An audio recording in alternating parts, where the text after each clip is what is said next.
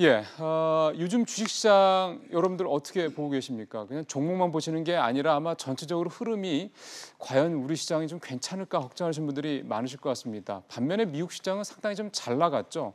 뭐 계속해서 오르기만 한다는 얘기가 나올 정도인데, 근데 요즘 미국 시장에서 좀 특이한 현상이 나오고 있습니다. 예를 들어서 얼마 전에 저희도 전해드렸습니다만 애플 같은 경우 시가총액 1조 달러를 처음으로 달성할 정도로 잘 나가죠. 근데 저커버그로 잘 알려진 페이스북 같은 경우 요즘에 아주 뭐 떨어지는 그 폭이요, 뭐 20% 정도 굉장히 큽니다. 이 정도면 뭐 폭락한다고 말해도 과언이 아닌데 왜 같은 뭐 대표적인 이런 기업들 중에서 어디는 이렇게 잘 나가고 어디는 못 나가는지 이걸 통해서 이게 과연 우리 시장에 주는 시그널이 무엇이고 결국은 이 시그널이 우리 시장에 우리 경제에 주는 시그널은 무엇인지까지 오늘 한번 파고 들어가 보겠습니다. 도움 말씀을 위해서 이종우 시장 평론가 모셨습니다. 평론가님 어서 오십시오. 예, 안녕하세요. 말씀을 드렸는데 실제로 주가 상황을 한번 보죠. 예. 자, 보면은 페이스북은 좀 시원찮고, 예. 저희가 애플은 나중에 다시 보여드리겠습니다만 아마존은 계속 예. 올라가고 이러네요. 그렇죠. 아마존은 계속해서 신고가를 갱신하고 있는 상태이기 때문에 그 미국 시장에서 아마존의 주가가 가장 좋다라고 볼 수가 있고요. 페이스북 같은 경우에 보게 되면 한꺼번에 주가가 하루 사이에 19% 예. 정도 하락을 했고요. 네. 그 이후에도 별로 회복을 하지 못하고 그냥 며칠 동안 계속되는 약세 이렇게 됐고요. 조금 더 나아가서 저희가 페이스북하고 또 대표적인 SNS 주인 트위터까지 가져왔는데 둘 다 안 좋네요. 예, 둘 다 안 좋죠. 그래서 요즘 많이 얘기하고 있는 부분들이 미국 주식시장에서 SNS 관련주들의 하락이 계속되고 있는 거 아니냐. 그리고 SNS의 전성시대가 이제 끝나고 있는 거 아니냐라고 하는 것에 대한 우려, 이런 부분들이 계속 나오고 있는 상태입니다. 근데요, 잠깐 이 차트 놔둬보세요. 여기서 이렇게 툭 떨어졌다가 둘 다 다시 반등을 했거든요. 물론 트위터보다는 페이스북이 반등을 하긴 했습니다만 그러면서 다시 또 페이스북 같은 게 이만큼까지 올라갔잖아요. 예. 그러면 최근에 이만큼 뚝 떨어진 게 결국은 이런 과정 중에 하나로 봐도 되는 거 아닙니까? 여기 이번에 하락과 그다음에 이 당시의 하락은 상당히 차이가 있다라고 봐야 되죠. 가파르게 좀 다르긴 하네요. 다른 것보다도 가장 큰 차이를 보게 되면 네. 이번의 하락은 굉장히 빠른 속도로서 한꺼번에 일어났다라고 봐야 되는 거고요. 네. 이 전에는 보게 되면 상당한 기간을 가지고 계속해서 진행이 됐거든요. 그러니까 이 전에 한 그 3, 4월 달의 하락은 일반적으로 올 수 있는 하락이다라고 봐야 될 것 같고, 이번의 하락은 굉장히 급격한 형태이기 때문에 이게 완전히 상승해서 탈락을 하는 과정이 아니냐라고 하는 것에 대한 우려가 있을 수밖에 없는 그런 상황이다라고 볼 수 있습니다. 평론가님 뭐라고 보세요, 이유를? 이유는 보게 되면 핵심주들이 계속해서 분리되는 과정이 아닌가라는 생각이 드는데요. 잘 나가는 핵심 중에서도 잘 나가는 그렇죠. 종목과 못 나가는 종목이요. 예, 그동안에는 보게 되면 이제 미래 기대에 대한 것을 반영을 해서 여러 주식들이 한꺼번에 모두 다 올라가는 형태였지만 이제는 보게 되면 그런 부분들은 어느 정도 끝난 상태고요.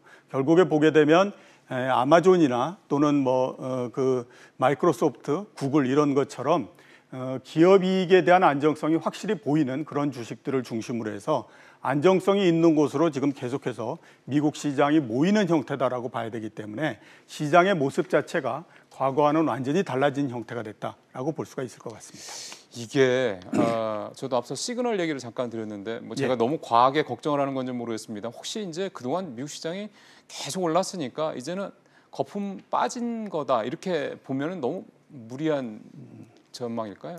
일종의 어떻게 생각하면 그 어느 정도의 거품이 빠져가는 과정이다라고 볼 수 있다라고 생각이 됩니다. 예.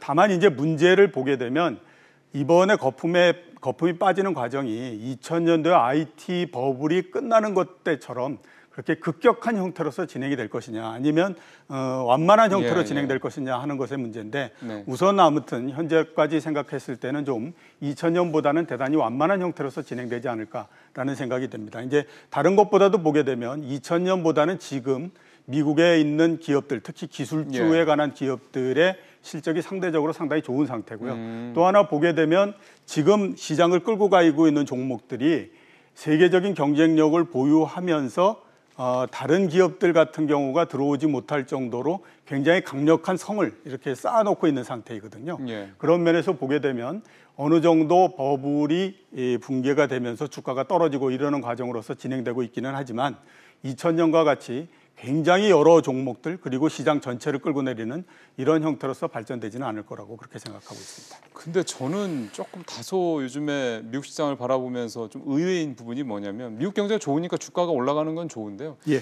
보통 금리가 오르는 그러니까 금리 인상기에는 시장이 약간 이제 뭐 주춤한다든가 시장이 힘을 못 쓰거나 이런 것들이 그동안에 보면 좀 일반적이었던 건데 최근 미국 시장을 보면 그런 금리 인상이라는 악재가 있음에도 불구하고 그렇게 뭐 추세 부담이 되는 것 같지는 않더라고요. 예. 그러면은 지금까지 우리가 앞서 말씀드렸던 그런 핵심주들의 분리나 이런 것들도 결국은 전체 시장으로 봤을 때는 지엽적인 문제지 전체 시장 자체의 추세가 꺾이게 만드는 그런 어떤 대형 악재, 대형 예. 어떤 흐름의 변화 이런 거는 아니라고 봐야 되는 겁니까? 대형 악재까지는 아니라고 하더라도 여태까지 종목별로 주가가 움직였던 것과는 상당히 다른 형태다라고 일단 볼 수 있지 않나라는 생각이 듭니다. 그런 면에서 보게 되면 미국 시장을 흔드는 어느 정도의 악재는 될 수 있다라고 봐야 되는데요. 예. 왜 그러냐면 이번에 오르는 주식들, 특히 핵심 주식들 같은 경우에 보게 되면 그동안에 여러 종목들이 출발해서 계속해서 상승 종목이 줄어드는 과정에서 맨 마지막까지 남은 그런 그 주식들입니다. 그러니까 결국